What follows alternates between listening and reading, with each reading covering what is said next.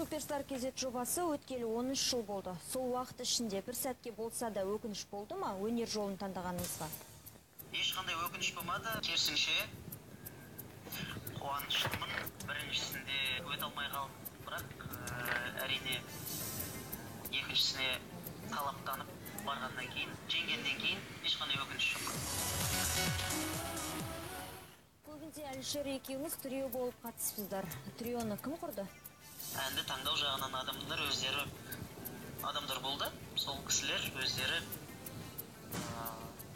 осы әнді айтасыңдар деді.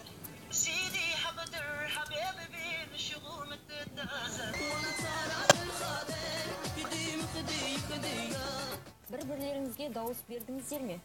Өте бір нашар телефон болса да, сол телефонмен әйтеуір дауыс беріп отырдық өмірімізге. Мен бүгін саған бердім деп қоясың барып, құлағына сыбырлап. Сен риза болып қалады. Жеке концерт беру жоспарыңызда бар ма? Иншалла, бар.